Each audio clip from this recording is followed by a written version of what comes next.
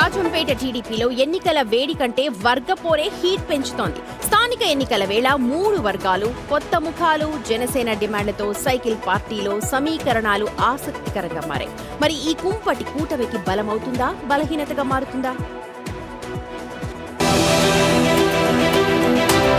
రాజంపేట టీడీపీలో స్థానిక సంస్థల ఎన్నికల వేళ వర్గపోరు మరోసారి రచ్చకెక్కుతోంది. 2024 ఎన్నికల్లో కూటమి రాష్ట్ర వ్యాప్తంగా సత్తా చాటిన రాజంపేటలో మాత్రం ఓటమి ఎదురైంది. దీనికి పార్టీలోని వర్గ విభేదాలే కారణమన్న చర్చ అప్పట్లోనే జరిగింది. ఇప్పుడు స్థానిక ఎన్నికలు దగ్గర పడుతుండటంతో అదే సమస్య మళ్లీ తెరపైకొచ్చింది. టీడీపీ ఇన్ఛార్జ్ జగన్మోహన్ రాజు, మాజీ ఎమ్మెల్సీ చెంగల్ రాయుడు వర్గాల మధ్య విభేదాలు కంటిన్యూ అవుతున్నాయన్నది టాక్. మేడా విజయ్ శేఖర్ రెడ్డి కూడా తనదైన రాజకీయంతో ముందుకెళుతున్నారన్న ప్రచారం జరుగుతోంది. దీంతో పార్టీలో 3 వర్గాల మధ్య పోరు నడుస్తోన్న పరిస్థితి కనిపిస్తోంది.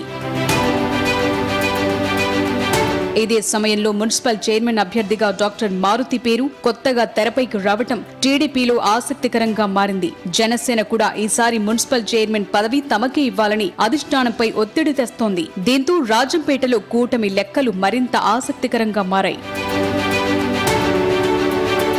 టీడీపీలో ముదురుతోన్న ఈ వర్గపోరు కూటమిని దెబ్బతీస్తాయా లేక ఎన్నికల నాటికి అంతా సర్దుకుంటుందో లేదో చూడాలి.